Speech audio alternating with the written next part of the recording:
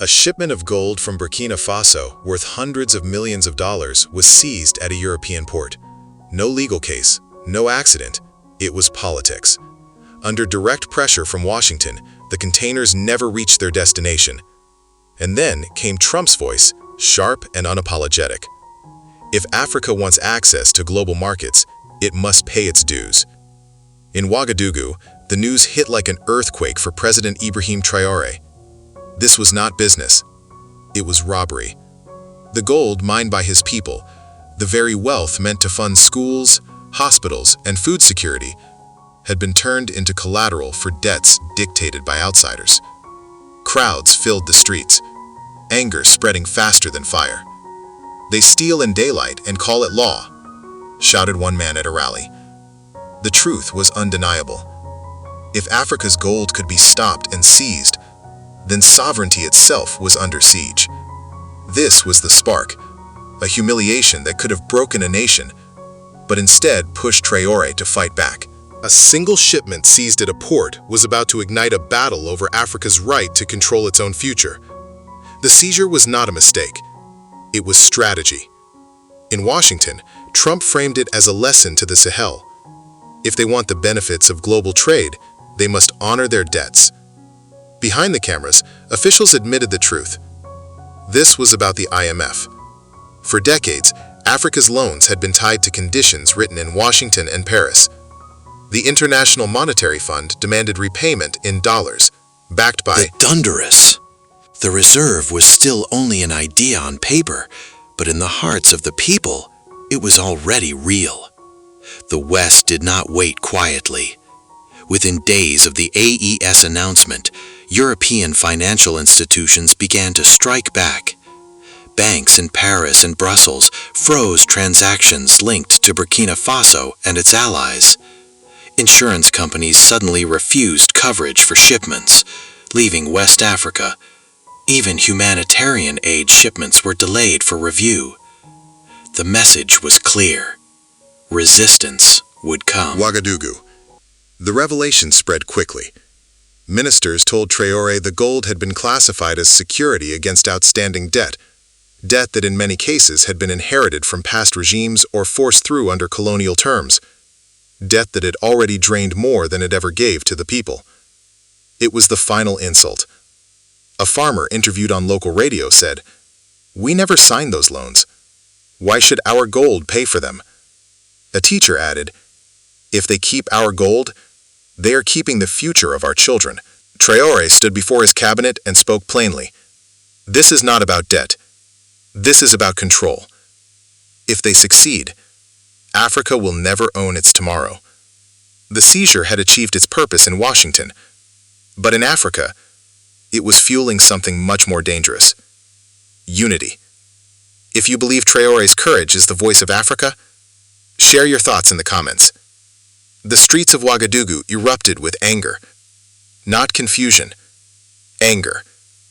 The news spread through radios, WhatsApp groups, and loudspeakers in the markets. The gold was not stolen by pirates, nor delayed by storms. It was seized deliberately as collateral for debts tied to the IMF. Mothers who had struggled to buy bread shouted in protest. Whose debt is that? Ours or theirs? Youths carried signs that read, "Our gold is not your guarantee." The outrage was not only about money. It was about betrayal. The realization that the wealth of Africa was still treated as property in someone else's vault. Inside Traoré's office, the mood was grim but resolute. He summoned his ministers and advisors, the weight of the nation resting on his shoulders. This was not just about the gold. This was about Africa's independence. He knew the stakes. The world was watching. The West wanted to maintain control, but Africa was demanding its freedom. "We will not allow them to dictate our destiny," he declared. "We will find a way to reclaim what is ours." The seizure of the gold had not broken their spirit. It had ignited their determination. Palace, Traoré gathered his closest advisors. Some urged diplomacy. "We can negotiate the release," one minister suggested nervously. "Offer repayment schedules, a compromise."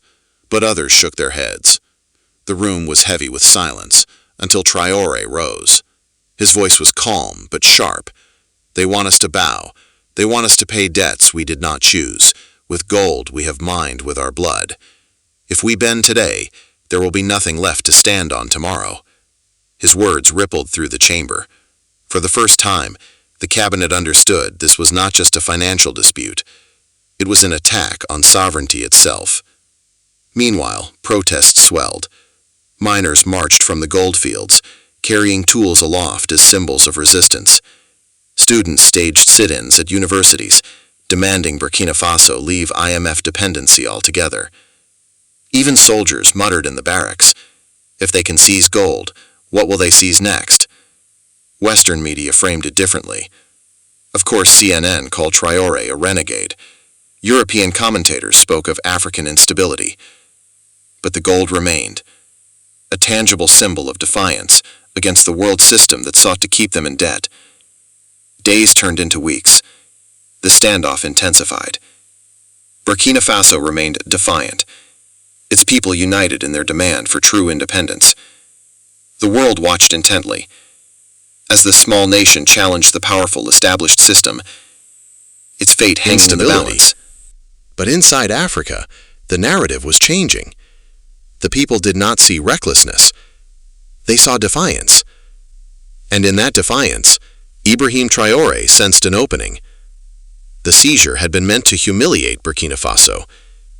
Instead, it was uniting a continent around a single truth. Africa's wealth could no longer be entrusted to foreign hands. The crisis had reached its breaking point. For days, Burkina Faso's newspapers carried a single headline: "Gold seized.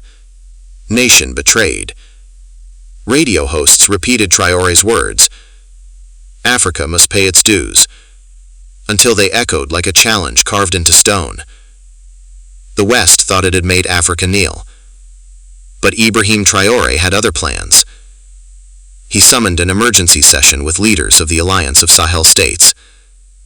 Malian responded immediately, sending envoys to Ouagadougou.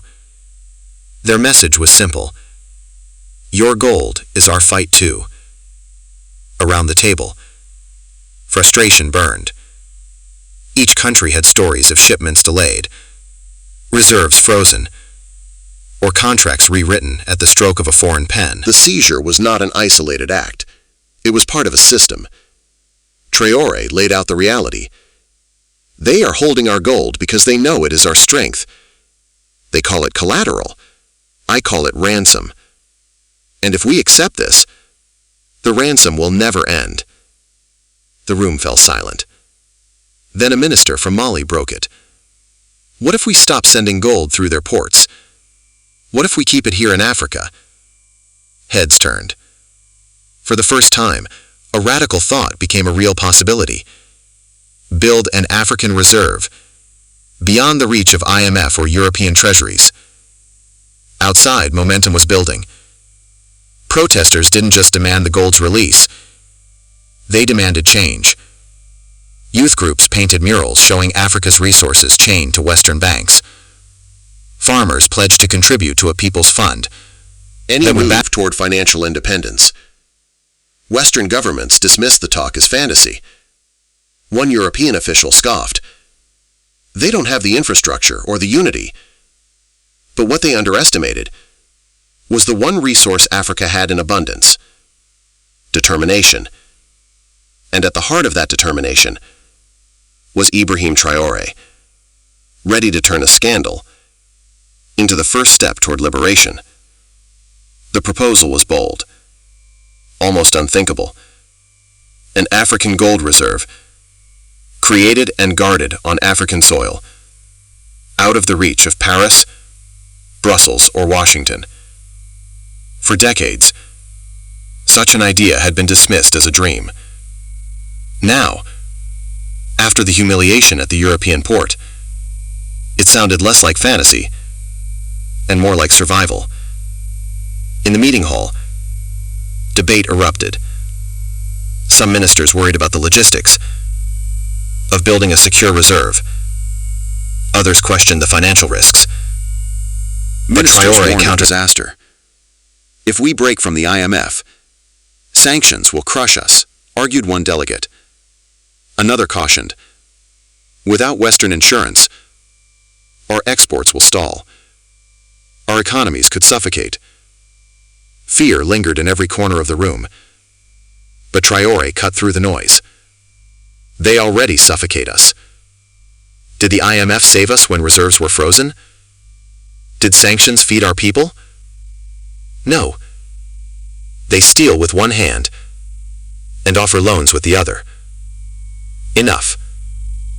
His voice steadied the chamber. Swiftly. Niger's representative stood. Our uranium is theirs only because we let them ship it. Why should we not guard it ourselves? Mali's minister added, we have watched for years as our gold left our soil, only to fund their banks. Is the moment to stop? Then let it be now. Beyond the walls. News outlets across Africa began to talk openly about the gold reserve. Analysts explained how pooling resources could shield the Sahel from currency manipulation. On the streets, people debated the possibilities. A unified currency, controlled by African central banks. An economic bloc that could negotiate with the world on equal terms. The dream had begun to feel real. Streets, people chanted, "Keep the gold, build the vault." The idea had taken root in Europe. Alarmed financial newspapers warned of dangerous populism. Behind closed doors, memos described the project as a threat to the stability of international markets. Yet the more they condemned it, the more legitimacy it gained in Africa. For the first time in generations, African leaders were not reacting to the West. They were planning for themselves. And Traoré knew even a hint of unity could change power forever. The decision could no longer remain talk. Traoré ordered his economic advisors and military chiefs to draft the first concrete steps. The plan was simple in principle, but revolutionary in practice. Stop sending gold through European ports and begin building the infrastructure to keep it within Africa. Meetings were held in secret locations. Engineers outlined how vaults could be constructed in secure zones, reinforced with military protection. Economists mapped out how reserves from Burkina Faso, Mali, and Niger could be pooled into a joint stock, a foundation for an African financial shield. But Traoré knew this was not just about concrete walls or ledgers. It was about trust. At a gathering of AES leaders, he spoke directly. If we build this vault, it will not belong to Burkina Faso, nor Mali, nor it will belong to Africa. Our children must know that their wealth is stored where no foreign hand can touch it. The words carried weight. For decades, mistrust between African leaders had been a key factor in maintaining colonial control. By proposing a shared vault, Traoré was not just building a physical structure. He was building trust between nations. The path to independence was long, but the vision of economic unity was a powerful driver. News of the vault plans began to leak to the public. Across the continent, people felt a sense of hope. It was more than a financial strategy. It was a symbol of sovereignty. It was a declaration that Africa would no longer be controlled by external forces. Traoré's vision had ignited a movement.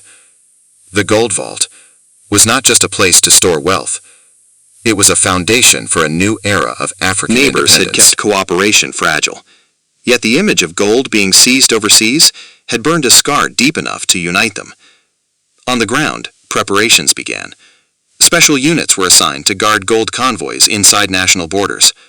Contracts with Western refineries were quietly reviewed, and in some cases canceled. Negotiations opened with partners in BRICS to provide refining technology directly to the Sahel. For the first time, Africa was positioning itself not as a supplier of raw materials, but as a guardian of value. Western intelligence picked up signals of the shift. Reports warned that if the African gold reserve became real, it could undermine IMF leverage across the continent. Officials debated whether to tighten sanctions or attempt quiet diplomacy. Neither option looked promising. In Ouagadougou, Traoré stood before a small crowd of miners and told them plainly, "You are not digging for Paris. You are not digging for Washington. From now on, your work will build Africa's strength." The applause was deafening. The reserve was still only an idea on paper, but in the hearts of the people, it was already real. The West did not wait quietly. Within days of the AES announcement, European financial institutions began to strike back. Banks in Paris and Brussels froze transactions linked to Burkina Faso and its allies. Insurance companies suddenly refused coverage for shipments, leaving West Africa. Even humanitarian aid shipments were delayed for review. The message was clear. Resistance would come. Sure thing. These young leaders think they can defy the rules, but if Africa wants to sit at the table of global trade, it must first learn to follow the law. To him, the law was IMF contracts and dollar dominance. Anything else was chaos. Western media amplified the narrative. Newspapers called the African gold reserve a reckless gamble. Talk shows labeled Traoré too young, too dangerous. Analysts warned of collateral, but it is not collateral. It is freedom, and freedom does not beg. It builds across the continent. People felt it, the winds of change, the awakening of dignity, the rebirth of sovereignty. If the spirit of Ibrahim Traoré touches your heart, share this story. Subscribe to the channel to follow the journey of an Africa that no longer bows its head. God bless.